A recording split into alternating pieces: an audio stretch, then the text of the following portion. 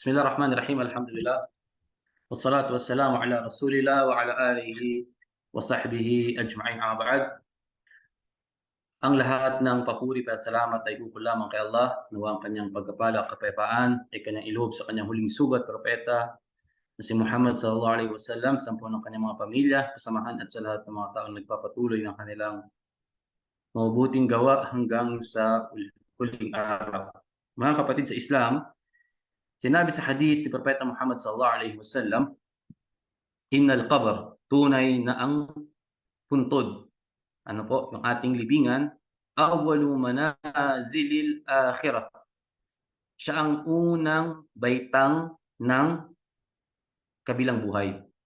So ang buhay, ano po, sa kabilang buhay, ito po ay may mga baitang. At ang una ay ang buhay sa libingan. Buhay sa libingan. Opo, meron pong buhay sa libingan at ang tanging nakakaalam lamang kung ano ang kalagayan ng isang tao, ng isang patay, kung anong kalagayan ng isang patay sa kanyang libingan, walang iba kundi si Allah subhanahu wa ta'ala. Ang sabi sa hadith ni Propeta Muhammad sallallahu alaihi wasallam, karugtong ng ating binasa kanina, fa in naja minhu, kapag nakaligtas ang yung taong patay sa kanyang libingan, fama ba'dahu aysaru minhu. Pagkatapos, yung mga susunod na baitang o susunod na level ng kabilang buhay ay mas magaan, mas madali sa iyo. At wa in lam yanjah, at kapag hindi naman, at wa in lam yanju, kapag hindi ika nakaligtas yung tao sa kanyang libingan, ang sabi sa hadith, fama ba'dahu ashaddu min. Ang susunod dito na kanyang magiging kalagayan sa kabilang buhay ay mas mahirap. Mga kapatid sa Islam at mga magulang, ang kamatayan po, ito ang hantungan ng lahat ng nandirito sa mundo. Lahat po nandirito sa mundo. Lagi po natin itong iintindihin at lagi natin alalahanin na ang lahat ng tao ay makakatig na kamatayan. Lahat ng may buhay, hindi nga lang tao, lahat ng may buhay. Ang sabi ni Allah subhanahu wa ta'ala, kullu nafsin dha'iqatul maut. Ang lahat ng may buhay, ika, ay makakatikim ng kamatayan. Lahat po tayo. Kaya lagi po natin alalahanin ang ating kamatayan sa bawat sandali, sa bawat oras. Yan ang pahay ni Propeta Muhammad sallallahu alaihi wasallam, akthiru min dhikri hadimil laddat.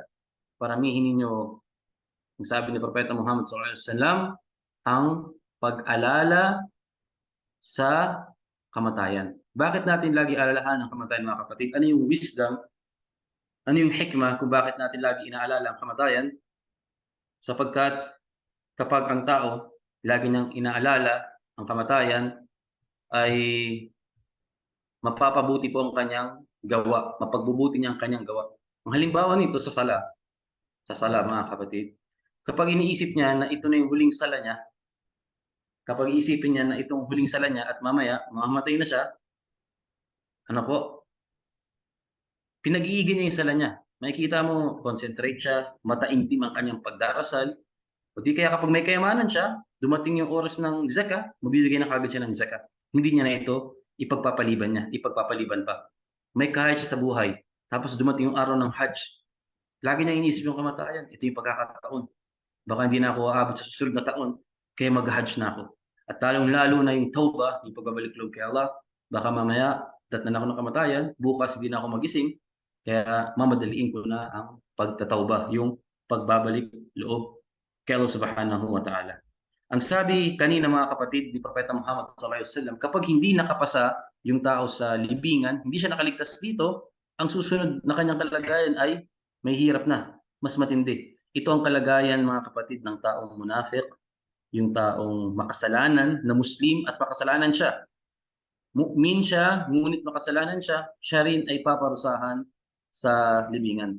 At ang fitnatul qabr, mga kapatid, yung pagsubok sa puntod, ito ay may mga katanungan dito na dapat masagot ng isang Muslim. Isa nga sa mga dahilan po kung bakit ko niyakap yung Islam dahil ah, isa po sa mga dahilan dahil may nabasa po ako at napakinggan din kapag ang tao ay mamamatay, tatanungin siya sa kanyang libingan ng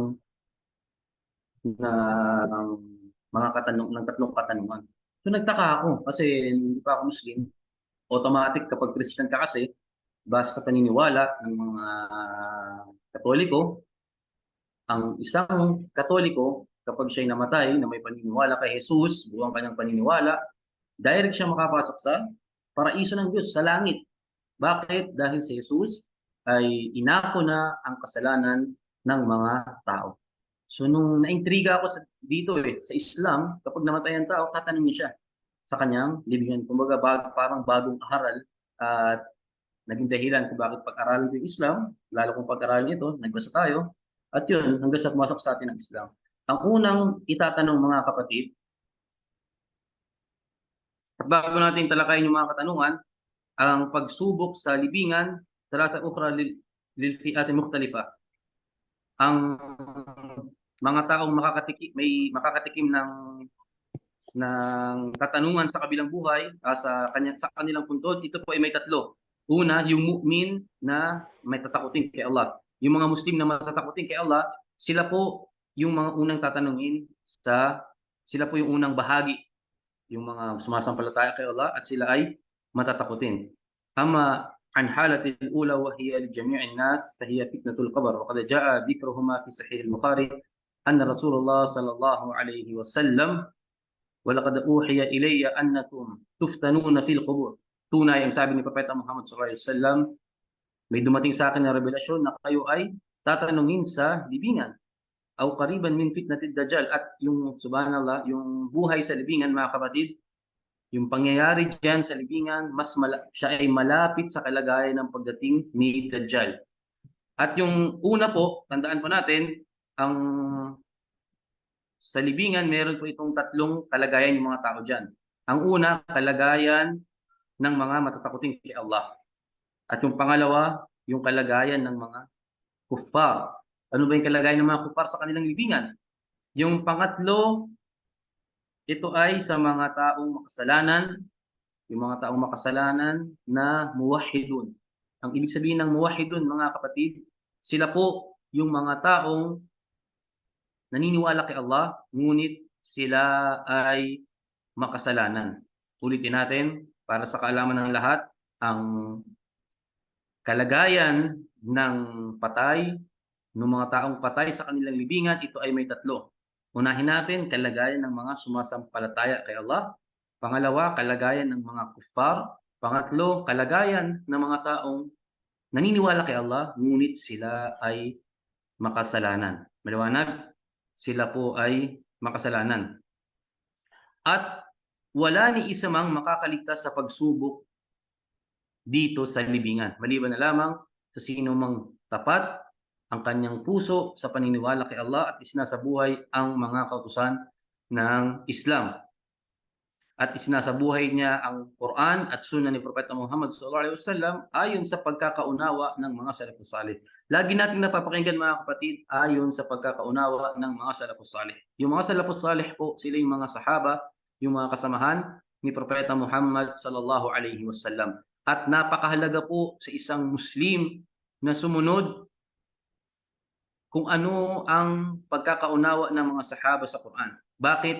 Sapagkat ang mga sahaba, una, nakasama si Propeta Muhammad sallallahu alaihi wasallam, nasaksihan ng mga sahaba ang pagbaba ng revelasyon kay Propeta Muhammad sallallahu alaihi wasallam, at hindi lamang yun, ang mga sahaba, afsahun nas fil lugha, sila yung mga dalubhasa sa Arabic, mga kapatid. Dalubhasa po ang mga sahaba, at kabilang rin sa mga dahilan, ang mga sahaba, sila ay pinuri sa banal na Quran, nalugod si Allah subhanahu wa ta'ala sa banal na Quran. At ang hahalili sa mga sahaba, sila yung mga tabi'un. Kaya tabi'un at tabi'in. Yung tatlong generation na yan, sila yung pinakamainam na mga tao. Lagi natin uunawain mga kapatid, kaya sinasabi ng ating mga pantas ayon sa pagkakaunawa ng mga salaf, yung tafsir na ito, yung hadith na ito, sapagkat yung mga ating binanggit napakahalaga. Dahil kung uunawain natin ang Quran, nang tayo lamang, maaari po tayong maligaw sa ating mga binabasa. Sapagkat ang banal na Quran, ito po ay matalinhagang salita. Ang Quran ay matalinhaga, ang salita ng Diyos ay matalinhaga. Kung kaya't ang isang Muslim, kapag siya ay nagbabasa ng Quran, kinakailangan niya pong basahin ang tafsir. Ang tafsir, kung ano yung pagpapaliwanag ng mga ulama dito. Mga kapatid, ang sabi ni Propeta Muhammad sallallahu alaihi wasallam patungkol po sa fitnatul qabr, yu'ta ahadukum fayuqal lahu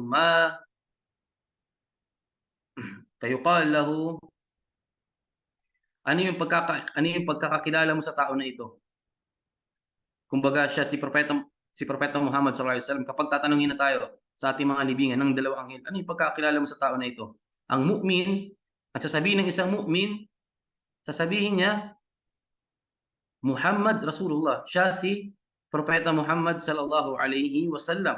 At fayuqal lahu nam, at sasabihin sa kanya, matulog ka, sapagkat ikaw ay naniwala kay Propeta Muhammad sallallahu alaihi wasallam. Kumbaga yung taong naniniwala kay Allah, kay Propeta Muhammad sallallahu alaihi wasallam, maganda po ang kanyang kalagayan sa libingan. At yung taong munafiq naman, yung taong hipokrito, yung taong nagpakitang tao, yung nagmuslim lamang sa pangalan, nagmuslim lamang sa panlabas, pero ang puso niya siya ay munafiq, sasabihin niya, la adri. Hindi ko kilala kung sino yung tao na yan. Samantalang nung siya'y nasa mundo, nakikita niya yung mga Muslim na nag-aaral, nagsasala. Hindi lamang yun, sinabi niya pa na ako ay nag-Muslim. At yung mga Muslim na ipinanganak, na hindi naman isinasabuhay ang Islam, mga kapatid, sila po ay mahihirapan saan? Sa kabilang buhay, sagutin ang mga katanungan ni Allah subhanahu wa ta'ala. Kaya tayong mga kapatid, ito yung kalagayan ng isang munafiq, yung taong hipokrito. Yung pakitang tao lamang, at napakarami po niyan. Partikular kapag ikaw ay nandito sa gitnang silangan, napakarami rito nagmumuslim sila para gumaan sa trabaho. Ang iba naman nagmumuslim sila para makapag-asawa dito. Dahil may asawa sa Pilipinas at alam natin sa ating batas, hindi maaari mag-asawa ng pangalawa, pangatlo, pang-apat, maliban na lamang kapag sila ay Muslim. O di kaya gagaan yung kanilang trabaho, lalo na sa buwan ng Ramadan, at sa oras ng sala, sila ay magsasala. Yung mga pakitang tao na pag-Muslim, mga kapatid, sila ay nakakatakot na kalagayan sa libingan. Hindi nila kayang sagutin yung katanungan na ito. Nung nasa mundo sila, kilala nila si Propeta Muhammad sallallahu alaihi wasallam. Alam na siya ay propeta, ngunit hindi isinabuhay ang mga kautusan ni Propeta Muhammad sallallahu alaihi wasallam. At ang kalagayan naman, mga kapatid, ng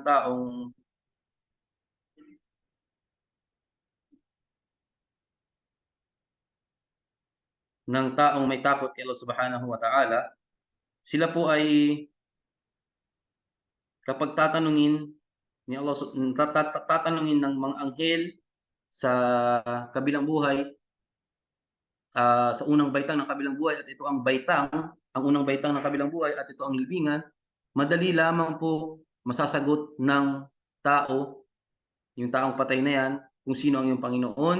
Unang katanungan, sino ang iyong Panginoon? Sino ang propeta mo? At ano ang iyong relihiyon? Lahat ng yan, napakadali lamang para sa isang sumasampalataya na masagot ang kanyang kalagayan. At magbibigay po tayo, mga kapatid, ng kaalaman patungkol dito sa taong namatay. Hindi natin maaaring hatulan ang taong namatay na siya ay sa impyerno o sa paraiso. At hindi natin maaaring hatulan yung taong nakalibing sa kanyang puntod na siya ay binibiyayaan ni Allah o di kaya pinaparusahan ni Allah subhanahu wa ta'ala. Sapagkat yan ay kabilang sa mga ilmul ghaib. Kabilang sa mga ilmul ghaib na ang tanging nakakaalam ay si Allah subhanahu wa ta'ala lamang. Lingid sa ating kaalaman yung mga nariyan na kaganapan sa mga libingan.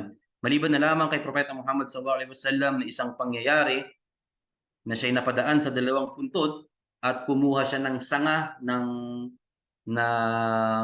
pumutol siya ng sanga ng dates, ano po. Tapos yung sanga na yan is ano pa, yung fresh pa. At nilagay niya yung bawat puntod ng yung sanga na yon, yung 2 kinuha niyang sanga, tapos nilagay niya yung bawat isa ng sanga, yung puntod, at kanyang sinabi, innahuma yu'addiban. Ang 2 ito, yung nakatira, yung nasa puntod na yan ay pinaparusahan. Wama yu'addibani bikabir. Yung kanilang nagawa, akala nila nung sila'y nasa mundo, magaan lamang ang kanilang parusa, kumbaga hindi mabigat na kasalanan, pero mabigat pala na kasalanan yung kanilang ginagawa na hindi nila namamalayan. Amma ahaduhuma, ang isa sa kanila, fakana yamshi bin namima. Siya ay yung ng chismis.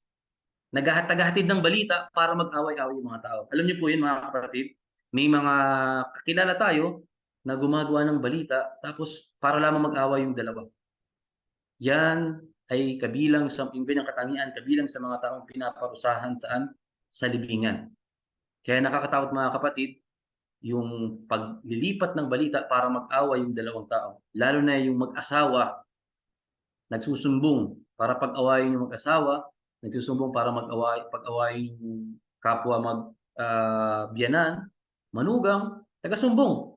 Iyan po ay malaking kasalanan. At maaaring tumagal yung parusa ng isang tao kapag yung buhay niya puro ganyan. At hindi lamang yan, mga kapatid, baka maubos yung kanyang kabutihan na kanyang nagawa dahil sa kanyang pagchichismis. Dahil sa hadith ni Propeta Muhammad sallallahu alaihi wasallam, sa isang hadith pa, mayroong hadith, atadruna manil muflis, tinanong niya ang kanyang mga kasamahan, kilala niya ba kung sino yung taong pulubi? Ang sabi ng mga sahaba radhiyallahu anhum, ang pulubo sa amin usugo ni Allah, siya na walang ari-arian, walang kayamanan, walang salapi. Yan yung pulubi para sa amin. Ang pulubi, ang sabi ni Propeta Muhammad sallallahu alaihi wasallam, sa kabilang buhay, sa aking umma, mayroon siyang malabundukin na kabutihan. Kumbaga malabundukin na kabutihan, nagsasala, nag-aayuno, nag-fasting, nag-hajj. Marami siyang kabutihan na gawa. Ngunit siniraan niya ito ng puri, pinadugo niya, sinuntok niya, kinuha ng karapatan, at babawasan ang kanyang kabutihan. Kumbaga babayaran niya ibibigay niya ang kabutihan niya sa iba.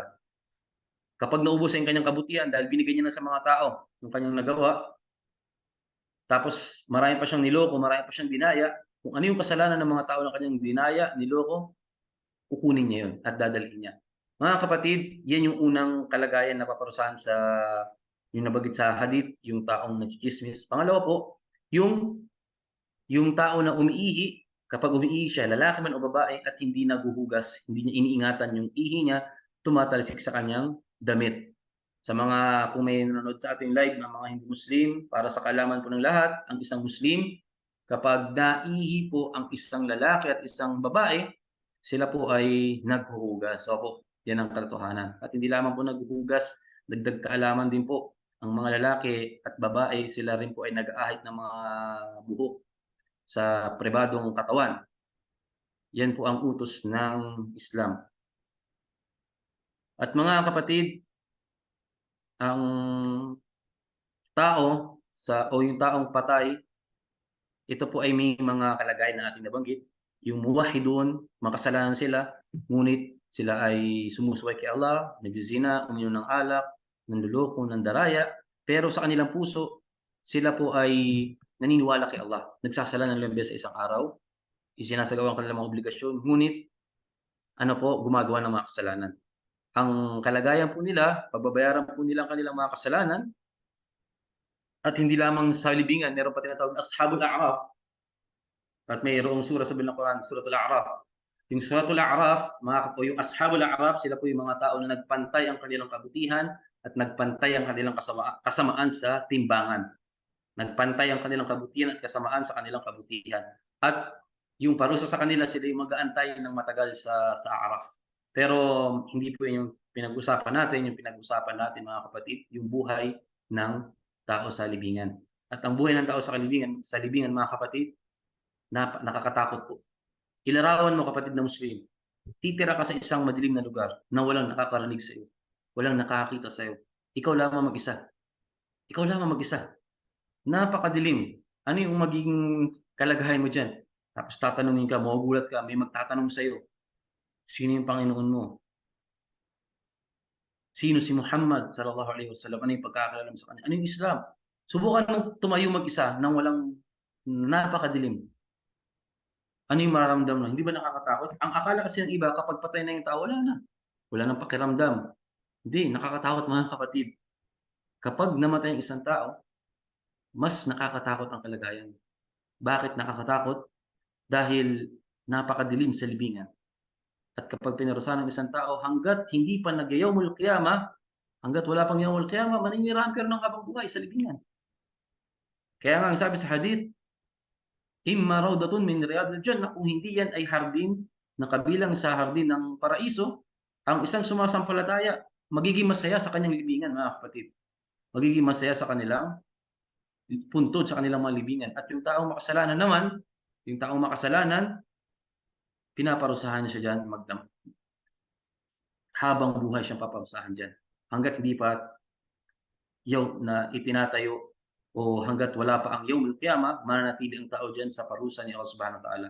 At kapag ang tao, balik tayo mga kapatid, bago pa dumating sa libingan, yung namatay siya dito sa mundo, after niyang hugasan, ang isang mu'min, pagkatapos niyang hugasan, subhanallah, may hadith na nabanggit si Propeta Muhammad sallallahu alaihi wasallam, kapag ang tao na yan ay matatakotin kay Allah, isinasagawa niya ang kanyang obligasyon. Bilang isang Muslim, sinasagawa niya ang kanyang obligasyon. Bilang isang Muslim, ano po mga kapatid?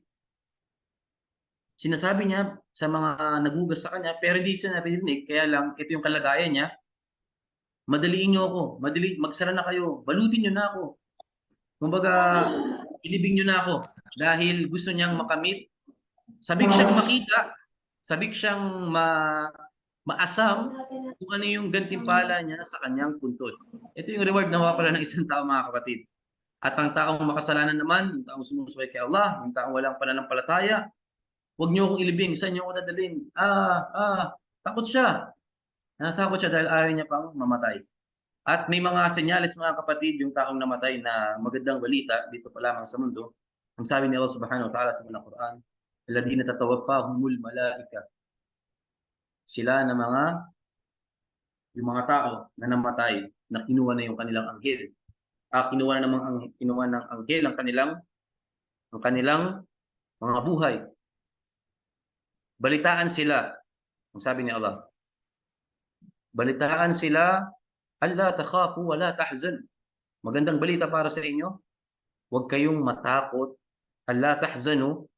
Huwag kayong malungkot kung ano yung nagawa niyo sa mundo. Huwag na kayong malungkot kung ano yung nagawa niyo sa mundo dahil sapat na yun. Yung mga kabutihan na nagawa ninyo dahil kayo ay matatakotin kay Allah, la tahzanu. Huwag kayong malungkot sapagkat lahat ng kabutihan na inyong ginawa, yan ay nakalista at ang lahat ng mga pagsamba na inyong ginawa ay ibibigay sa inyo ni Allah Subhanahu wa Ta'ala ang gantimpala. La tahzanu. Huwag kayong malungkot kung ano yung mga nagawa niyo sa mundo. Sapagkat gagantihan kayo ni Allah Subhanahu wa Ta'ala sa inyong mga ginawa. Alla takhafu wa la tahzanu. Tapos huwag rin kayo matakot, mga kapatid, sa huwag kayong matakot. Una muna, huwag kayong matakot. Alla takhafu wa la tahzanu. Huwag kayong matakot sa future. Kung ano yung buhay niyo sa libingan. At hindi lamang yan, hindi lang sa libingan, kung ano yung buhay niyo kung ano yung maging kalagayan niyo sa araw ng paghuhukom, sa araw ng paglitis, dahil din ang pangako ni Allah sa mga sumasampalataya.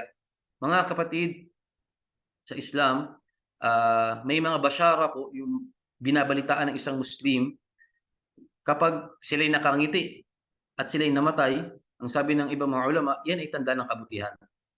Yung ibang tao na namatay ng nakangiti, tanda po yan ng kabutihan. Dahil sinasalubong sila, meron sila nakikita maganda, at namamatay sila na sila ay nakangiti. Ano po, tanda po yan. Ang ibang mga ulama, sinasabi nila yan. Dahil kung, subhanallah, depende sa gawa ng tao yan, nangyayari sa gawa ng tao. Kung titingnan po natin yung mga tao na, yung mga particular, yung mga walang pananampalataya kay Allah, yung mga kuffar, kapag sila ay namatay, subhanallah, iba yung nila, yung kalagayan nila, iba itsura nila.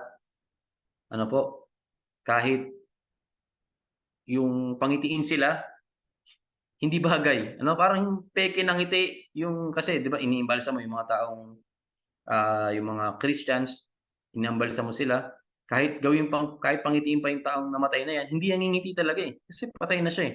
Pero sa Islam, subhanallah, ito yung nakakapagtaka talaga sa mga taong matakutin kay Allah, yung mga taong may sumasampalataya, basyara sa kanila yun. Dito pa lamang sa mundo is binalitaan na sila. Kung ano yung sinasabi sa banal na Quran, nangyayari at ating nasasaksihan.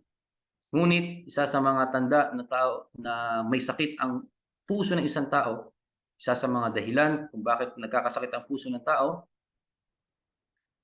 nakikita natin yung mga taong namamatay. Nababalitaan natin yung mga taong namamatay. Pero hindi tayo nakaabuti ng aral dito. Yun yung nangyayari sa Palestine ngayon. Giyera. Araw-araw natin nababalitaan, may namamatay na bata, may namamatay na matatanda, naka-live pa, patay, binobomba sila, 'di ba? Pero hindi tayo nakapulot ng aral. Hindi natin naiisip na baka bukas tayo susunod. Hindi, mamaya baka tayo susunod, 'di ba? Kapag nangyari yan mga kapatid at hindi tayo nakaramdam ng takot o hindi natin naisip na tayo mamamatay, susunod, tandaan mo na may sakit ang iyong puso. May sakit ang iyong puso na dapat ngayon pa lamang ikaw ay magbalik loob na kay Allah Subhanahu wa Ta'ala. Magmadali kang humingi ng kapatawaran kay Allah at paramihin yung pag-istighfar. Paramihin yung pag-istighfar. Kasi, mga kapatid, ako, ikaw, lahat po tayo ay mawawala dito sa mundo. Ang sabi nga ni Imam Shafi'i, rahimahullah, sabi ni Imam Shafi'i, si Imam Shafi'i, isa po siya sa mga kilalang pantas ng ating pananampalataya. Ang sabi niya, tazawwad min at-taqwa. Magbaon ka ika ng takot kay Allah. Idha janna al-laylu hal ta'ishu il-fajr. Sapagkat hindi mo alam kapag sumapit na ang gabi, ikaw ba ay mabubuhay ba? Ikaw ba ay daratnan ng umaga? Mabubuhay ka pa bukas ng umaga? Ito yung kanyang sinabi. Pagka min arusin zayyanuha li zawjiha. Ito yung sabi niyo, Shafi'i. Ilan sa mga taong kinakasal na pinaganda yung babae, nagpagwapo si lalaki, yung lugar, inaayos yung kanilang lugar kung saan sila ikakasal. Kumbaga pinagbuti, pinaganda yung mag-asawa, yung ikakasal. At hindi lamang yun, yung lugar kung saan sila ikakasal, nakahanda na kung saan sila matutulog. Ang sabi rito, kam min arusin zayyinun li zawjiha wa qad qubidat arwahuhum lailatal qadri. Ngunit kinuha ang kanilang mga kaluluwa sa gabi ng kanilang kasal. Subhanallah, bago pa sila, o di kaya yung tao papunta sa kanyang kasal, na aksidente, namatay isa sa kanila, o di kaya sabay sila namatay na hindi man lamang nagsama. Ganyan yung kalagayan mga kapatid ng ang buhay sa mundo. Wa kam min sigarin yurtaja tul umrihim.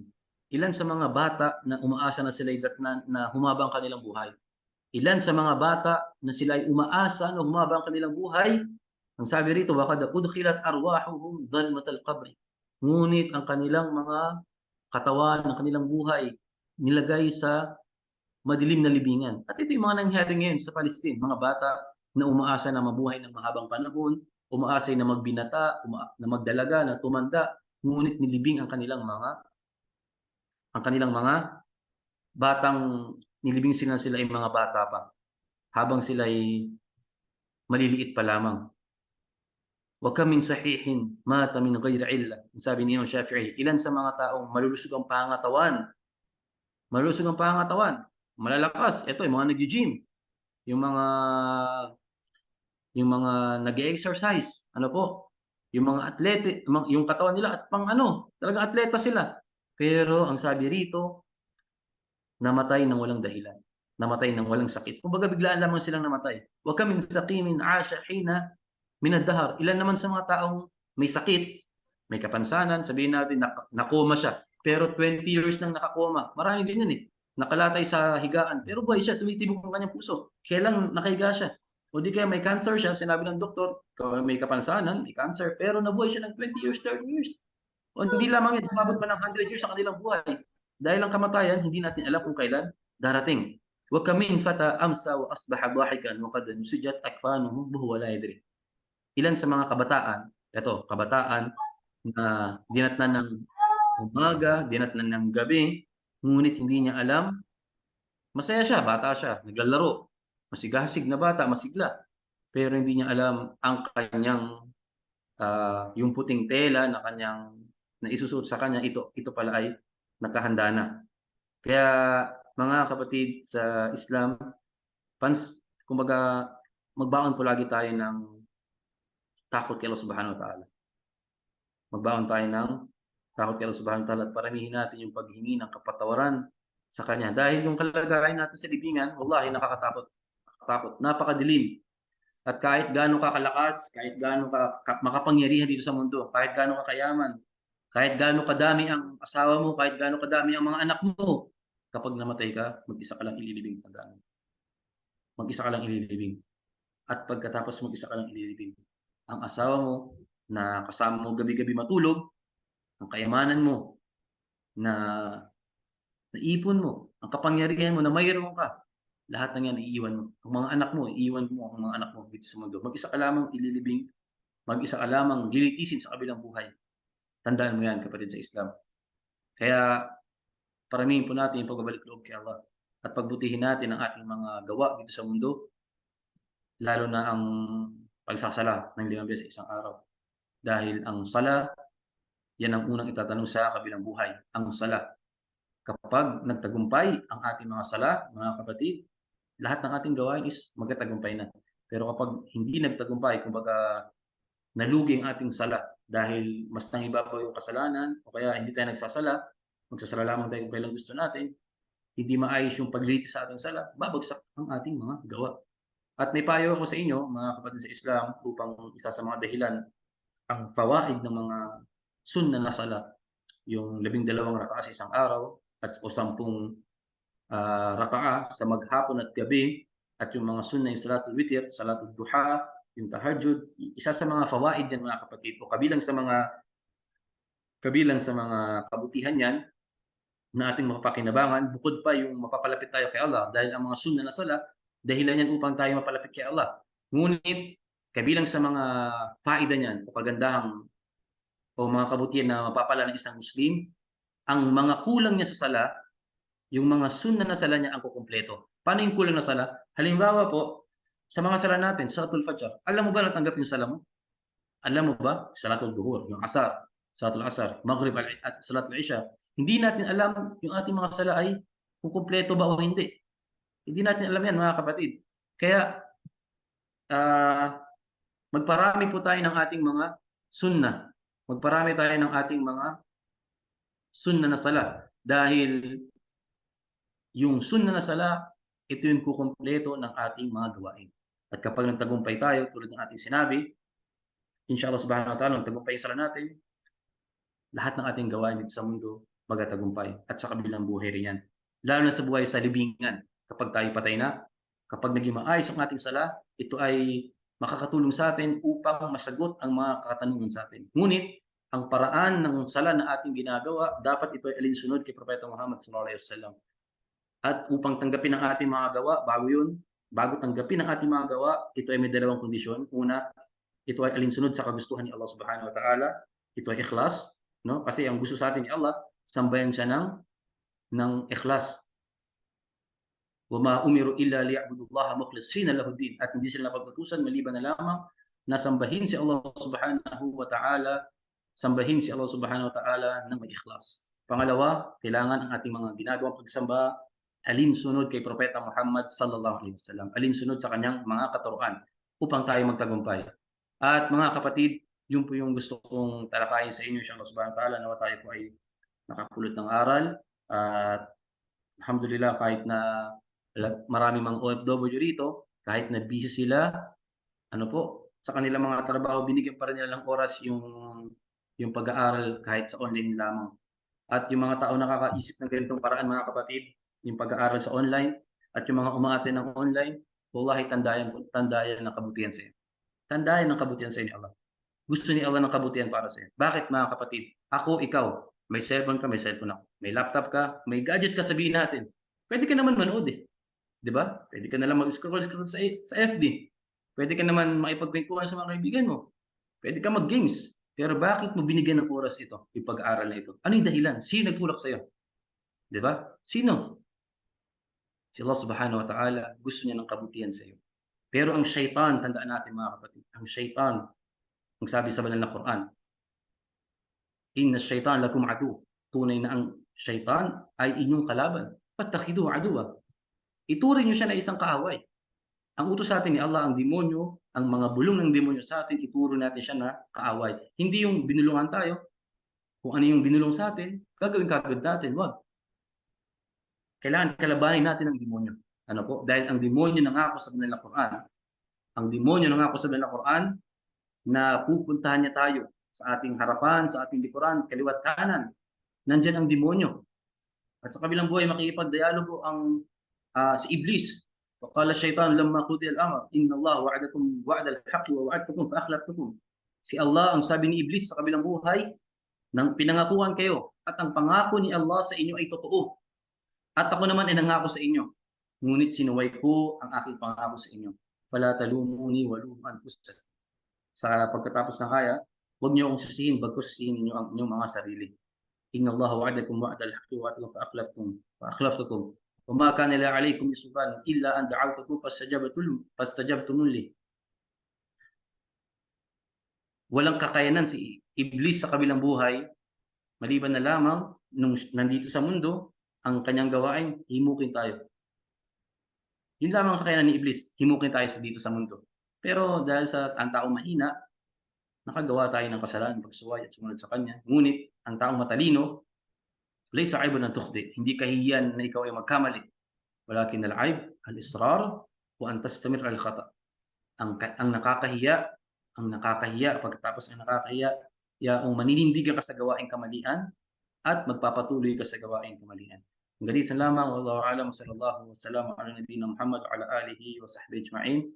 Assalamualaikum warahmatullahi wabarakatuh. Baka may mga katanungan po yung ating mga kapatid.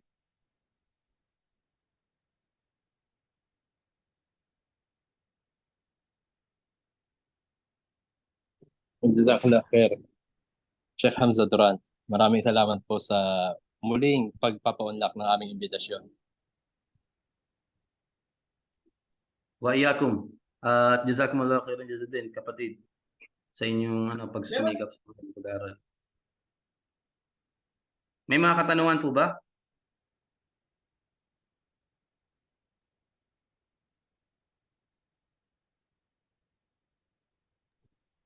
Hello?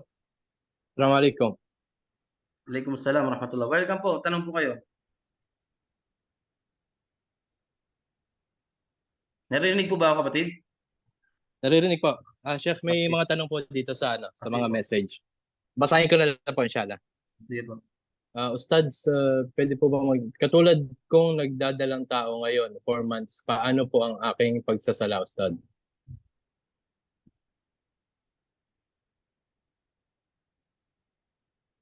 Siguro ang ibig sabihin dito, paano ang kanyang pamamaraan?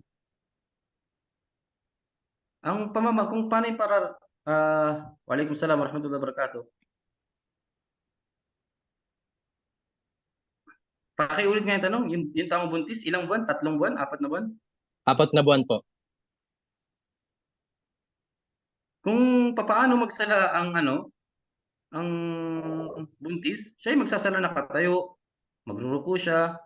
Kung papaano yung normal na pagsasala, ganun pa rin. Pero kung hindi siya kung nahihirapan siya, dahil bago natin malaman na siya ay nahihirapan, kailangan kumonsulta muna siya sa doktor. At pagtatanong siya, kapag tinayon siya ng doktor na hindi siya makaruko, hindi siya makasujud, yung ulo lamang ibababa niya at magsasala siya na nakaupo. Kung hindi niya rin kaya magsala nakatayo. Pero hanggat wala pang hindi pa yung sign na manganganak siya, halimbawa yung 9 months na siya tapos halimbawa 2 o 1 day before manganak, may mga dugo na lumalabas, kabilang yan sa nifas, hindi na siya maaari magsala doon kasi kabilang na po sa nifas yun. Pero bago yun, kung paano magsala ang isang babae, ganun din po magsala ang isang buntis, 1 buwan, 2 buwan, 3 buwan, 4 na buwan. Pero kung ito nga ay may kahirapan, hindi siya makatayo, magsasala siya nakaupo, wala pong problema ron. At kung di rin siya makaruku at di makasujud, ang sabi ni Allah, la yukallifu Allahu nafsan illa wus'aha. Hindi na pagutusan, hindi pinapahirapan ni Allah ang isang sumasampalataya. Na walang utos sa atin si Allah na pinahirapan niya tayo. Yassiru wa la tu'assir. Ang sabi rin sa hadith ni Propeta Muhammad sallallahu alaihi wasallam, no? Pagkaanin ninyo ang mga ibada, ang pagsamba sa inyo ni Allah sa lahat ng bagay, pagaanin ninyo. Magpagaan kayo, huwag niyong pahirapan ang inyong sarili. Kung hindi mo kaya magsala nakatayo, magsala nakaupo. Ganoon lamang po. Pero ang buntis, kung kayang magsala ng nakatayo, kung ano yung pamamaraan ng pagsala ng isang babae, na habang di siya buntis, magsala rin po siya. Ngunit kung nahihirapan siya nakatayo, magruko, magsujud, wala pong problema magsala nakaupo. At kapag siya magruruko at magsusujud, ulo lamang yung igagalaw niya at bababa niya. Wallahu alam. Inshallah, jazakallah khair. Meron pa pong isang tanong. Assalamualaikum warahmatullahi wabarakatuh. Tanong po, yung mga namatay sa Palestine dahil sa pagbobomba ng Israel, papaliguan din po ba sila bago ilibing? Jazakallah khair.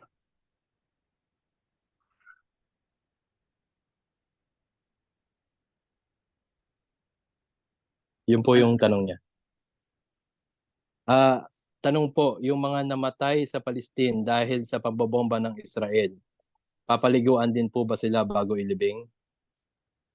Ang sabi kasi sa hadith ni Propeta Muhammad sallallahu alaihi wasallam, yung mga taong namatay sa digmaan, sa taong labanan is hindi na po sila yung mga taong nasyahid. Pero eto po, may tinatawag na yung layog yung hindi na babalutan at hindi na dadamitan kapag ang taong namatay sa yung hadam. Paano ba yung hadam sa Tagalog? Ito yung nabagsakan ng gusali. Ang may hadith na sila ay kabilang sa mga syuhada. Kasi ang syuhada, ang sabi sa hadith ni Propeta Muhammad sallallahu alaihi wasallam, ito ay 7. Yung namatay sa digmaan, yung taong sinaksak, yung taong nalunod, kabilang yun sa mga taong namatay, yung taong nasunog, gayon din yung nabagsakan ng gusali. Sila po yung mga taong na syahid. Pero yung syahid na hindi hindi na magsasala sa kanya at hindi nahuhugasan, sila po yung mga namatay sa digmaan pero sa pakipagbaka para kay Allah Subhanahu wa Ta'ala. Pero sa Palestine, hindi ko po alam yung generally kapag yung lahat ng nandoon, yung kaganapan doon, kung pinapaliguan ba sila o hindi ko po alam talaga yung kalagayan nila ron. Wala alam. Pero yung po yung nabanggit natin kanina, na huhugasan pa rin po yung mga taong na namatay ng hindi namatay sa laban kay Allah Subhanahu wa Ta'ala. Yung para inangat niya ang kalima ni Allah Subhanahu wa Ta'ala. Yung kalagayan sa Palestine po, Allahu alam kung ano po yung kalagayan nila ron, kung hinugasan po sila o sinasalahan po sila. Allahu alam. Jazakallah khair. Meron pa po isang tanong. Actually, marami. Okay lang po ba? Sige po, wala pa naman sa Ano po ang maging kalagayan ng isang balik Islam kapag siya ay namatay at nilibing siya ng kanyang mga kamag-anak sa libingan ng mga Kristiyano, kahit na ipinagbili niya ito na dapat siyang ilibing sa libingan ng mga Muslim kapag siya ay kinuha na ng Allah? Mashallah. Maganda yung katanungan na yan. Tandaan po natin ang pinaparusahan po ang ating mga ano po yung pinaparusahan? Yung kaluluwa o yung katawan? Yung tanungin natin po siya. Ano po yung idea niya? Sino po yung nagtanong, kapatid? Pwede ba Si Abu Yamina. Abu Yamina, Abu Yamin. may tanong. Sheikh, Assalamualaikum Sheikh. Sheikh, Assalamualaikum. Walaikum salam.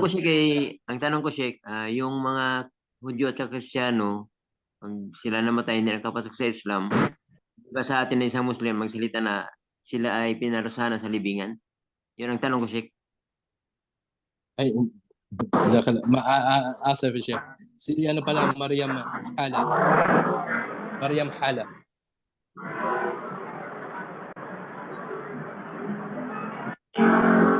Ay, ang pinaparusahan po is yung ano natin, yung wala pong kaso ron kasi may mga tao na ano na hindi na nililibing, 'di ba? Halimbawa, yung namatay sa dagat, hindi natagpuan ang kanilang bangkay. O yung mga tao na sunog, paano yan ngayon? Ibig sabihin ba niyan, hindi na sila paparusahan kasi wala silang katawan? Ang pinaparusahan po, lagi nating alalahanin, ay ang ating mga kaluluwa. Yan po yung pag-summarize ng ating katanungan. Kaya kahit saan ilibing yung isang tao, pero yung wajib, ilibing sa libingan ng mga Muslim. Hak po yun. Pero dahil nga siya lang yung Muslim sa kanila, insya Allah subhanahu wa ta'ala, ma'afu yun. Hindi po magkakasala yung tao doon. At yung taong namatay. Kasi may habilin naman siya at gumawa naman siya ng paraan para malibing sa mga Muslim. Kaya nga ang isang balik Islam, marapat sa kanya na meron siyang last will. Meron siyang last will. Yung katanungan naman ni Abu Yamina, yung mga kuffar kapag ano po, yung mga kuffar namatay sila nang wala sa Islam, pinaparusahan po sila. Siyempre. Generally po, pero yung tatayin mo ang isang tao, kumbaga yung tao na yan, pinaparusahan sa libingan, hindi po pwede sa Islam. Tandaan po natin, hindi pwede sa Islam. Pero generally, lahat ng namatay na sa Islam, pinaparusahan. Pero yung tatayin ng isang tao, hindi po pwede yan. Dahil si Allah subhanahu wa ta'ala lamang nakakaalam, bago siya mamatay, baka nagtauba siya, nagbalik loob kay Allah, Allah alam, di ba? Kaya hindi po natin maaaring husgahan ang isang tao na namatay, na siya ay sa paraiso at sa impyerno. Kaya nga may isang yung pangyayari sa panahon ni Propeta Muhammad sallallahu alaihi wasallam sa digmaan, yung isang tao na natapakan yung katawan niya ng mga kabayo dahil sa labanan, tapos nagkasugat-sugat siya ang kanyang katawan. Yung mga tao ay naturo na siya ay shahid at sa paraiso. Kasi kapag ang tao ay namatay na martir, automatic sa paraiso. Pero ang sabi ni Propeta Muhammad sallallahu alaihi wasallam, hindi niyo maaaring husgahan yung tao na yan na siya ay sa paraiso dahil ang katotohanan niya, pinatay niya yung kanyang sarili. Dahil nahirapan na siya sa kanyang kalagayan, kumbaga sinaksak na ng kanyang sarili para hindi siya mamatay. Kaya hindi natin hindi natin alam kung ano yung ilmul ghaib na ang tanging nakakaalam lamang ay Allah subhanahu wa ta'ala. Wallahu alam. Barakallahu fiik Sheikh. Isa pa pong tanong, Sheikh. Tanong lang po, pag po ba pupunta ng libingan, pwede po bang magdala ng bulaklak or pagkain? Para saan yung bulaklak, pati yung pagkain? Siguro, Ustad, sa patay. Hindi. Wala pong ganun. Pag pupunta sa libingan, kailangan tayo magdua. Magdua tayo kapag pupunta tayo sa libingan. At yung pagpunta sa libingan, yan po ay sunnah na naiwan na ng mga tao. Kumbaga may mga tao na hindi pupunta sa libingan, naiwan nila yung sunnah na yun. At sunnah yan para sa mga kalalakihan lamang. Hindi po kailangan magdala ng bulaklak, pati pagkain sa libingan. Yeah, isa pa pong tanong, Ustad. Tanong ko po, namatay ang tatay ko, hindi po siya Muslim. Ano po ang panalangin na maibibigay ko sa kanya? Ako lang kasi ang nagbalik Islam sa pamilya namin. Para sa kaalaman natin ng mga balik Islam, tandaan din natin at lagi natin balikan yung kwento ni Propeta Muhammad sallallahu alaihi wasallam na hindi din naman ang mga magulang ni Propeta Muhammad sallallahu alaihi wasallam namatay na hindi Muslim. At si Propeta Abraham, ang kanyang ama ay hindi Muslim. Tandaan natin. At kung hindi nasagip ng mga propeta at marami pang propeta, si Nuh alayhi salam, ang kanyang mga anak, hindi naligtas. Si Lut, ang propeta Lut alayhi salam, hindi hindi Muslim ang kanyang asawa. At marami pa mga propeta na hindi naniwala sa kanila. Wala tayong, kumbaga, maging panatag tayo kapatid dahil lang lahat ay may wisdom. Si Propeta Muhammad sallallahu alaihi wasallam, may lumapit sa kanya na si Propeta Muhammad sallallahu alaihi wasallam humingi siya na ihingi niya ng kapatawaran ng kanyang tiyuhin na si Abu Talib. Si Abu Talib siya ang nagtanggol kay Propeta Muhammad sallallahu alaihi wasallam habang siya nagdada'wa. Humingi rin siya ng pahintulot kay Allah, nagpaalam siya na ihingi ng kapatawaran ng kanyang nanay. Pero hindi pinahintulot sa kanya ni Allah Subhanahu wa Ta'ala yun. At may isang lalaki rin na humingi ng kapatawaran kay Propeta Muhammad sallallahu alaihi wasallam para sa kanyang tatay o nanay. Pero ang sabi ni Propeta Muhammad sallallahu alaihi wasallam, innahu finnar, yung kanyang tatay na namatay, siya ay sa impyerno. At yung lalaki na ito, nakita ni Propeta Muhammad sallallahu alaihi wasallam na nagbago yung itsura. No? Tandaan natin to ha. Yung sinabi ng lalaki na ito tungkol sa namatay na lalaki, ang sabi ni Propeta Muhammad sallallahu alaihi wasallam, innahu finnar, sa impyerno siya. Nag-iba yung yung itsura ng lalaki na ito.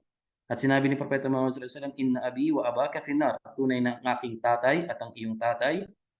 Inna abi wa abak finnar, ang aking tatay at ang iyong tatay ay sa impyerno. Ano po, sa impyerno. Kaya kumbaga, ang lahat po ay nasa qadar ni Allah Subhanahu wa Ta'ala. Ang lahat may plano po si Allah Subhanahu wa Ta'ala sa atin. Ang sabi ni Allah Subhanahu wa Ta'ala, ma kana lin nabiyyin wal ladina amanu an yastaghfiru lil mushrikeen. بيكون يوم Wala الاثنين nang على الساعة 6:30 تمام؟ طبعا اختي Ang sabi ni Propeta Muhammad sallallahu alaihi wasallam, walang karapatan ng isang propeta, hindi manirapat sa isang propeta at sa mga sumasampalataya na humingi ng kapatawaran para sa mga taong malapit sa kanila. Yung mga propeta at yung mga naniwala, hindi sila maaaring humingi ng kapatawaran sa mga taong musyrik.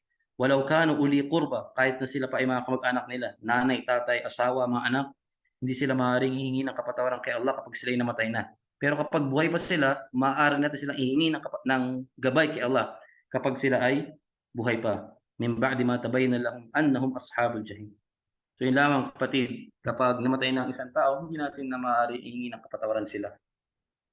من قال قبل قليل الساعة 6:30 من هذا؟ المعذرة. Sheikh, pwede ba magtanong, Sheikh? ما في مشكلة. أيوه. Kaya lang may nagtanong kanina, may nag-Arabic kanina. Sino yung nag-Arabic kanina?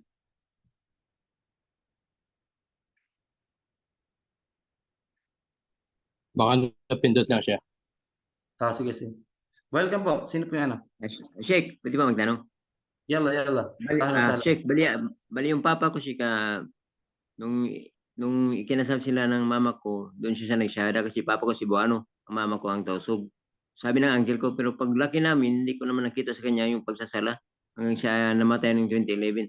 Pwede ko ba siya ipagduwa, Sheikh? Nag-Muslim daw siya? Sabi ng uncle ko, Sheikh, nagsyahada siya nung pagkasal ng mama ko. Nung kasal ng mama ko, nung time na ikinasal sila. Pero nagsasala yung tatay mo?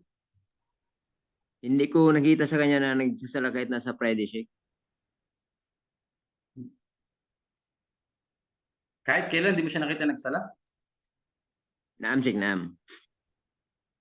Kapag hindi mo nakita nagsala yung tatay mo, na sure ka talaga, at nakakatiyak ka na hindi siya nagsasala sa bahay at sa masjid, hindi natin sila maaaring hingin ng kapatawaran kasi ang hukom talaga sa kanila ay hindi Muslim. Kapag nasigurado mo na hindi siya nagsasala. Dahil nakakatakot po talaga. Yan, may ganun din fatwa kay Sheikh Saleh Al-Fawzan. Yung kanilang tatay, nag-aayuno yung kanyang mga anak na babae. Nagbibigay ng zaka, ng kawanggawa, sadaka, yung anak niyang babae sa kanilang tatay. Tapos, ang sabi ng asawa mismo, Sheikh, zawjati la yusalli abadan, la yusalli. Tapos si Sheikh humingi ng dahilan. Sabi niya, nagsasala ba yung tatay niyo, yung asawa mo kahit sa bahay? Minsan-minsan nagsasala siya. Abadan, hindi talaga nagsasala. So sabi ni Sheikh Saleh Al-Fawzan, hanggang ngayon, yung fatwa na yan is nasa YouTube at nasa Facebook din, maraming mga nag-share niya. Sabi ni Sheikh Saleh Al-Fawzan, hindi natin maaaring hingin ng kapatawaran yung mga ganung tao na hindi nagsasala. Kaya nakakatakot po mga kapatid na hindi yung sa mga taong hindi nagsasala. Ikaw, magulang, nanay ka, tatay ka, magsala ka at ipakita mo sa iyong mga anak na ikaw ay nagsasala para maging huwaran kanila. Wallahu alam. Next question po. Syukran, Sheikh. Syukran. Wayak.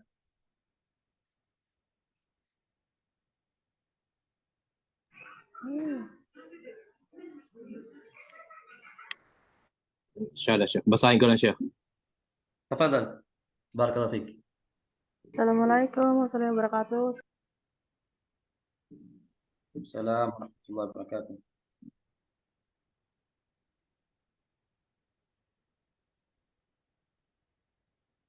Sheikh.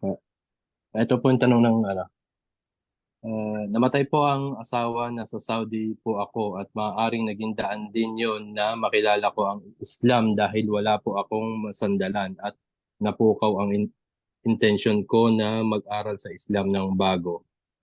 Nang bago pa lang po na nag-aaral na magsala ay napakalaking tulong ng sala at bawat dua ko ay hinihiling ko sa Allah na malaman ko kung okay lang ang asawa ko sa kabilang buhay. 6 months na ako nag-aaral noon at napanaginipan ko ang asawa ko na sabi niya sa akin malapit ko nang makuha ang damit na puti.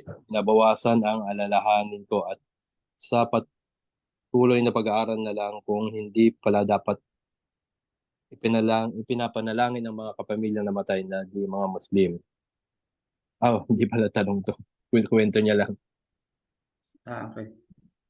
Sige po, next question po tayo mga kapatid. Bismillah. Next question, Abu Ja'far. May tanong pa ba? Assalamualaikum warahmatullahi wabarakatuh, Ustad. Hamzat Duran, magandang hapon po. Magandang hapon din, kapatid. Po ito, ka-friends mo rin sa Facebook, kaya lagi akong nakapalo sa iyo, Ustad. Matanong ko po, sa page mo at saka sa Facebook friends po tayo, may tatanong pa ko tungkol sa aking ama.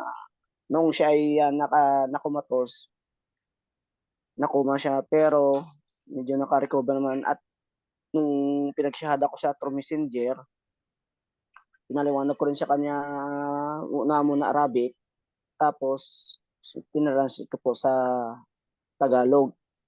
Ngayon, ang problema po doon, nabanggit naman ng papa ko, ang problema po, walang may nagtuturo sa papa ko na magsala dahil ako lang pong balik Islam sa pamilya ko. Andito po ako sa Jeddah. Ang inaalala ko po, ito po ba kung siya ay nakapagsyahada, subalit walang may nagtuturo sa kanya kung paano magsala dahil ang anak ko ay 75 years old na at nandito ako sa Saudi. Ako lang mag-isa po, ang Muslim sa pamilya namin. Pero patuloy ko pa rin pong dinadawahan yung mga mama at papa ko, ang mga batimagyang mga anak ko. Ngayon po kasi nabanggit ang Propeta Muhammad sallallahu alaihi wasallam na doon sa hadith niya na man qala la ilaha illallah dakhala al-jannah.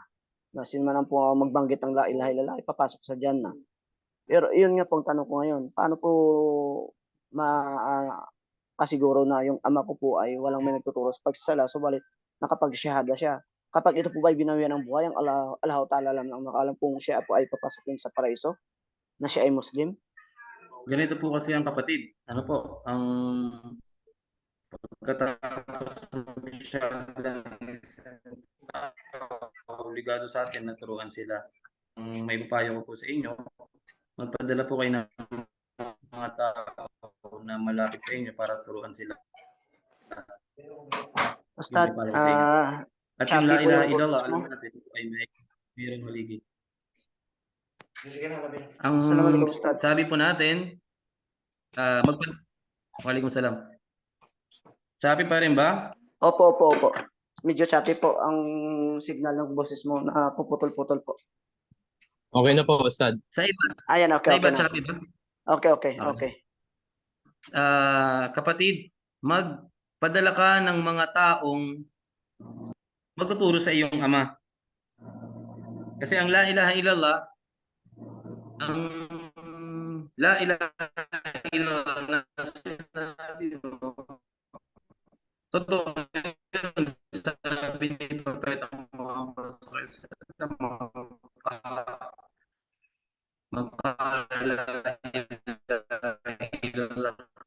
Ustad. Nag-ego-ego yung dinig mo, Ustad. Shopee po, Ustad. Ang magsabi ng la ilaha illallah ng bukal sa kanyang kalooban, ito ay makapasok siya ng paraiso.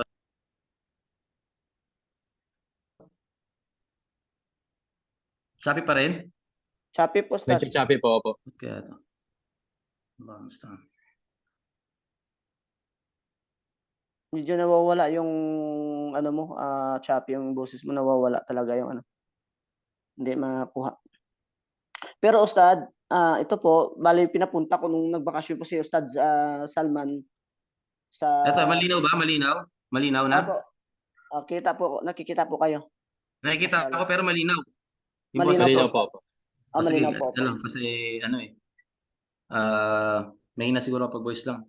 Tandaan natin na ang la ilaha illallah, totoo yun. Sino man magsabi ng la ilaha illallah na bukal sa kanyang kalooban ayon sa hadith, khalisan min qalbihi, bukal sa kanyang kalooban, tapat ang paniniwala niya, siya ay makapasok ng paraiso. Kung kana akhiru kalami la ilaha illallah, dakhala al-jannah. Sino man ang huling nabanggit niya sa mundo ay la ilaha illallah, siya ay makapasok sa paraiso. Ngunit ang la ilaha illallah, lagi natin alalahanin na ito ay may mga kondisyon. Una, al-ilm, kailangan mag-aral ka. Pag-aralan mo yung, ano bang ibig sabihin ng la ilaha illallah? Pangalawa, yung yaqin. Yung sinasabi mo na yan, ikaw ay tiyak.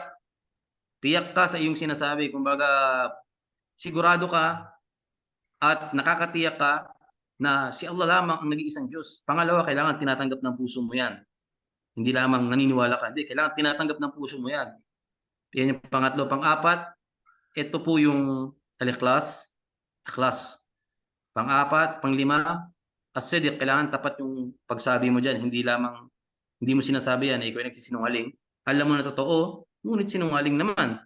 At kasama rito yung al-mahabba, yung mahal mo si Allah subhanahu wa ta'ala. At pang-pito, yung pagsuko sa kanya, yung pagsunod sa mga utusan ni Allah subhanahu wa ta'ala. Ang dapat na gawin mo, kapatid, kapag ganyan ang kalagayan ng tatay mo is maghanap ka ng tao na maaari magturo sa kanila. Maaari magturo sa kanila, mapaliwanag ang Islam, inshallah. Ang dahan-dahan. At yung ginagawa mo gabi-gabi o araw-araw na pagtawag sa kanila, pagpapaalala, wag na wag mong bibitawan yan. Kasi nga napakahalaga ng sala. Sala po yung pinaka-importante sa lahat ng bagay. Sala talaga. Ang taong may sakit, kailangan magsala. Ang taong maglalakbay, kahit naglalakbay siya, kailangan magsala. Ano po, hindi katulad yung taong maglalakbay, maaari siya mag-break ng fasting niya, o di kaya yung taong mahirap, maaari siyang hindi mag-umrah, maaari hindi mag-hajj. Kapag may kapansanan siya, hindi siya makatayo, hindi makalakad, maaari siyang hindi pumunta na Makkah para mag-hajj. Pero yung taong may sakit, kung kaya niya magsala na nakatayo. Pag hindi kaya, nakaupo. Pag hindi kaya nakaupo, nakahiga. Ganyan kabigat ang sala. Kahit taglamig, tag-init, kailangan magsala tayo. At walang maaaring humalilisadan kundi tayo lamang. Wallahu a'lam. Sabi po, Ustad. Pero yung tatay ko po kasi, Ustad, ano na po siya, ang papa ko, 76 na. Tapos nung pinapunta, siguro kilala mo na si Ustad Salman Fulgencio dito sa SGO. Nagpunta po siya doon sa Ustad kasi taga Kalibos Ustad eh. Pinapunta ko siya nung nagbakasyon siya, nagpunta siya doon sa pamilya ko. Ngayon dinawahan naman ng mama ko. Kaso ng papa ko natulog. Siyempre matanda na po siya, natulog. Ngayon ang mama ko at saka mga kapatid ko pinadawahan ko. Ay, ang problema, ang sabi ng mama ko, ayaw niya daw mag-Muslim. Ano ho ba ang maaari kong gawin, Ustad? Kasi yun ang ginawa niya, ayaw kong mag-Muslim. Yun nga po iniiyak ko at sinasama ng aking sa loobin na. Kasi ang mama ko, ano na rin, nasa 17 na si mama ko eh. Yun ang salita na binanggit niya, binitawan sa akin nung matapos silang dawahan ni Ustad Salman sa amin. Pero patuloy pa rin ako, lagi kong dinudua kay Allah subhanahu wa ta'ala na anawan siya, palambuti ang kanyang puso. Huwag ka mawala ng pag-asa, kapatid. Si Allah subhanahu wa ta'ala ang may hawak ng ating mga puso. Hindi mo alam, baka bukas tumawagin natin kung siya mag-shahada. Inshallah, yung galing sa tatay mo naman, ipaliwanag mo lang, tuloy-tuloy lang. At napakahalaga yun. Unahin natin ating mga magulang. Huwag kang mawala ng pag-asa, yan ang sasabihin ko sa iyo. Mag-isip lagi na mabuti. Wallahu alam. Yun nga po. Alam. Yun nga po, Ustad, ang ina ko kasi siyempre 76 na yung papa ko laging dunuduan na pahabain pa ang buhay niya at mabuktaw sa kasama silang matagal kasi 2 taon na po trata ko dito. Plano ko mang exit na rin siya inshallah para maituro rin sa kanya ng personal kung paanong pagsala sa papa ko ba. Na inshallah maging ganun. Gabayan ako sa ni Allah. Amin ya Rabb naman inshallah. Ako lang kasi ang balik Islam sa pamilya namin. 12 years na alhamdulillah. Alhamdulillah. Patibayan ka naman ni Allah at gabayan ng iyong pamilya. Amin ya Rabb. Next question tayo, kapatid na Ja'far. Nandiyan ba si Ja'far? Abu Ja'far pala. Nandito ba, Ustad? Sige. Ano yung next question natin, inshallah? Basahin ko lang po.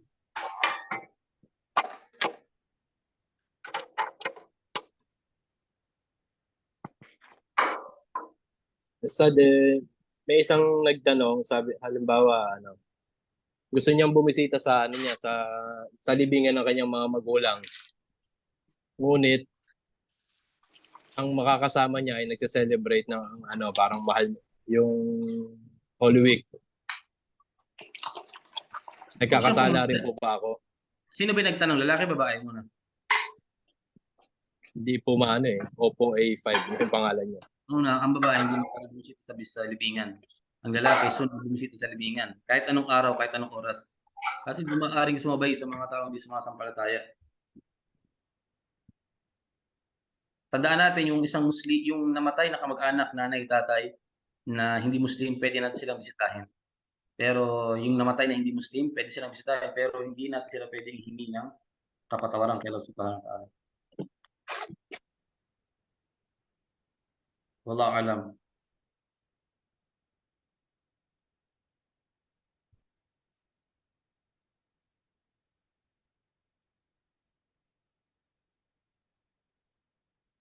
May tanong pa po ba? Meron pa po, Ustad. May nabasa ko lang po.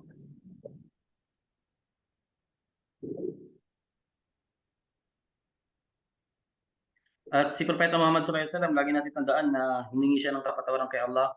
Nakiusap kay Allah na patawaran ng kanyang nanay, tatay, pero hindi pinayagan. Pero yung pagbisita sa kanyang nanay is pinahintulutan. Kaya ayan po yung dalil na maaari tayong bumisita sa ating mga mahal sa buhay na namatay na hindi Muslim. Ngunit may kondisyon, hindi tayo maaari magdua para sa kanila.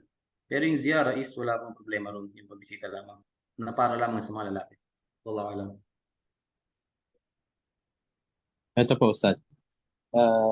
Ako po ay isang balik Islam. Ang buong pamilya ko po ay Kristiyano. Pag namatay po ba ako, Ustad, okay lang po yun na ilibing nila ako sa kanilang tradisyon o libingan? Huwag mo sabihin na, huwag mo sabihin na okay lang. Hindi okay yun. Ilibing ka, inshallah subhanahu wa ta'ala, sa libingan ng mga Muslim. Gumawa ka ng last will. Yan yung payo natin. Think positive. Huwag ka agad magsasabi ng ganyan. Inshallah. Wallahu alam.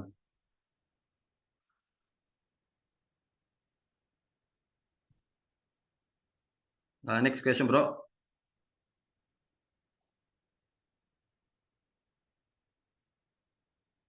Ustad.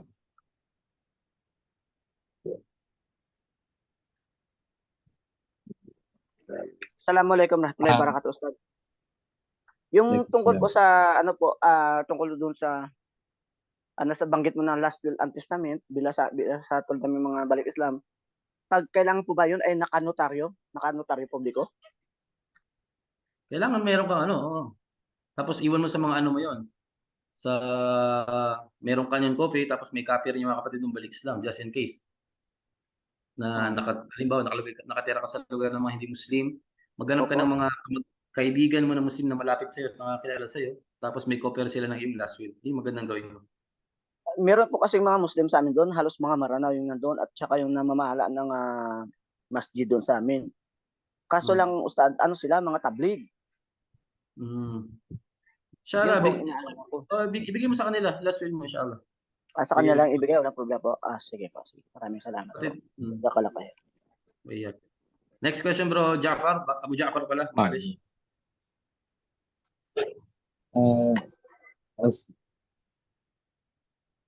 Assalamualaikum, Ustad.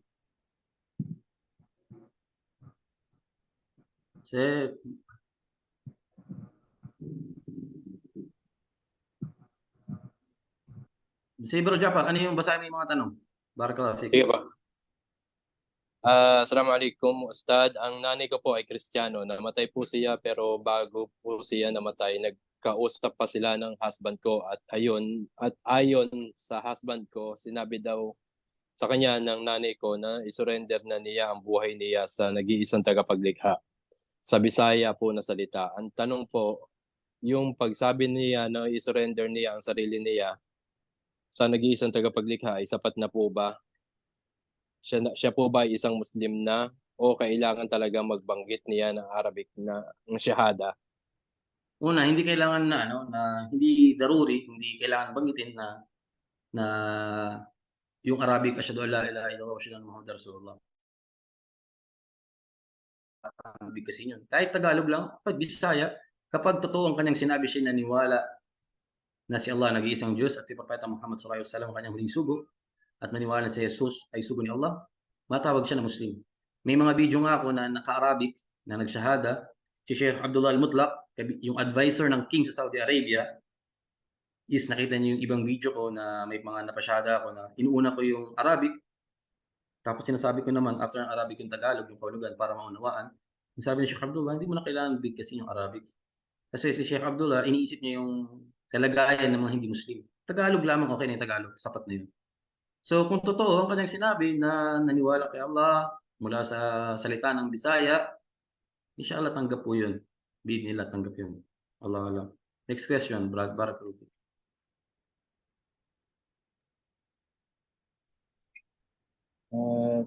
Assalamualaikum warahmatullahi wabarakatuh, Ustad.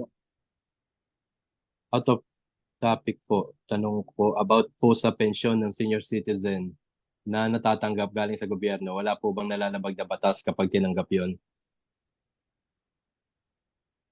Ano yung tanong? Tungkol sa?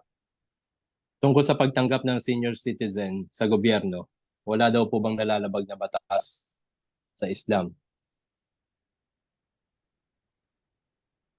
Yung pension, di ba? Yung yung service mo? Opo, pension siguro. Wala naman problema ron kapatid kapag nag-retire na yung tao, tapos may kasunduan sila na pumungaron, is wala pang problema yun. Inshallah subhanahu wa ta'ala. Kasi Isa pa, wala problema dahil yan yung kasunduan. Yan yung kasunduan bago ka kahit di ka nagtatrabaho, yan yung kasunduan bago mo iwan yung trabaho. Meron kang makukuha na ganitong trabaho kapag ikaw mag-retire.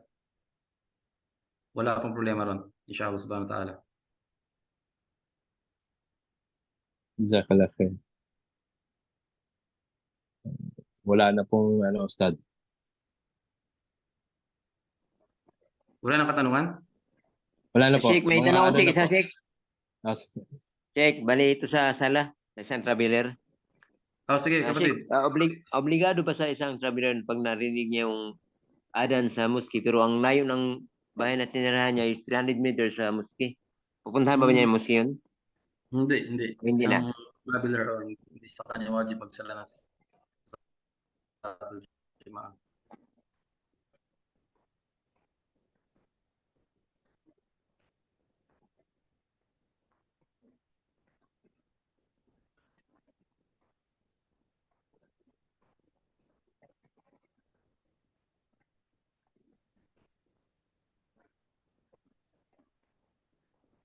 Isa pa po ang tanong, Ustad. Pwede po bang malaman if tanggap po ang sala ko bilang babae na walang suot na medyas? Ano yan? Pwede po bang malaman if tanggap po ang sala ko bilang isang babae na walang suot na medyas? Basta mahaba yung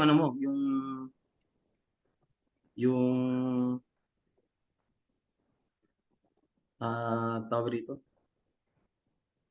Yung abaya mo. Basta mahaba yung abaya mo, inshallah subhanahu wa ta'ala, walang kaso yun. Pero kapag kita yung paa, ang utos sa mga babae is kailangan takpan yung paa. Wallahu alam. Naintindihan po natin yung tanong natin. Yung paa. Assalamualaikum, Ustad.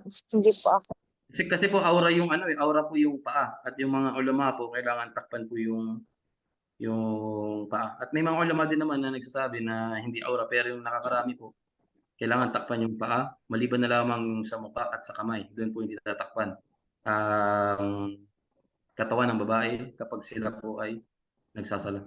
Wallahu alam. Pero kapag mahaba nga po yung damit, mahaba yung damit ng babae, wala pang problema rin siya subhanahu wa ta'ala. Yan po ay sa sala. Paano pa kayo mga babae na lumalabas na kita yung paa, kita yung Allahu Akbar. Next question po.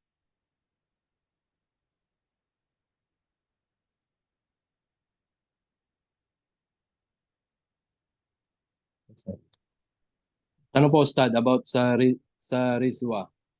Kapag hindi po tinanggap yung stub na may pera galing kandidato, pero pinakita ko sa iba tapos po nalaman na bawal, binabalik ulit ang pera, may pagkakasala po ba ako doon bilang murtashi?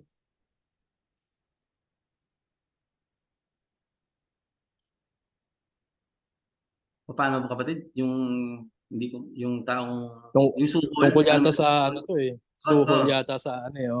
Opo. Suhol yata sa ano sa mga kandidato. Ah,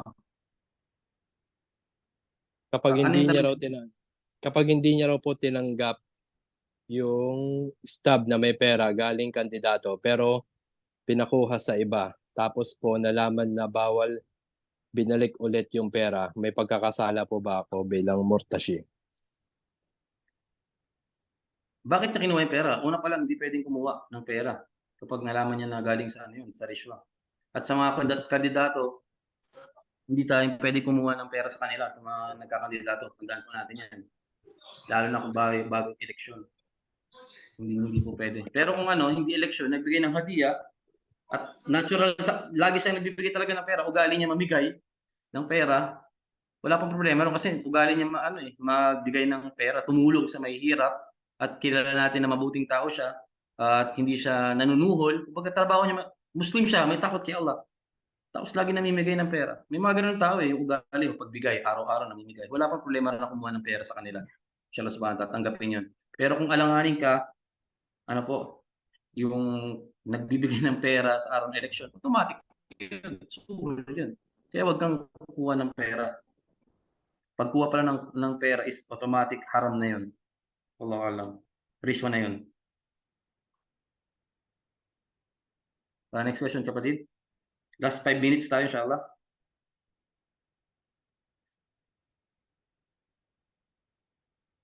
May katanungan pa ba? Meron pa po, Ustad. Fadal?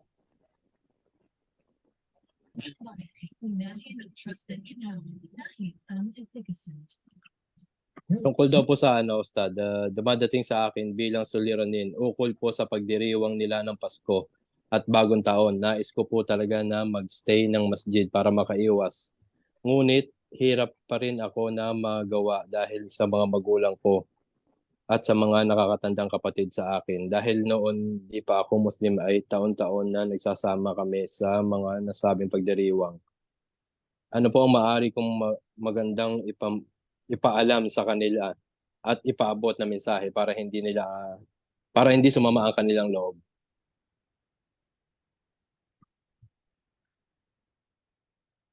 Kung sabi ni Allah subhanahu wa ta'ala sa Quran, walang tarda ang kalihud wala nasara hatta tattabi'a millatuhum. Kailanman hindi sa iyo malulugod ang mga Hudyo at Kristiyano hanggat ikaw ay sumunod sa kanilang mga paniniwala. So, kahit gaano kaganda ang pagpapaliwanag mo, kahit gaano kaganda ang pagtuturo mo sa kanila, pagpaparating ng Islam, hindi talaga nila maunawa ng Islam. Yan natin ang tatandaan. Pero yung paggalang matlob yan. Obligal sa atin na galangin sila, galangan nila tayo. At wag mo mumurahin sila, wag kang magsalita ng hindi maganda sa kanila. Kaya mo lamang at yung panatili sa masjid na yung ginagawa is maganda yun. Ano? Maganda yung ganun. Manatili ka sa masjid.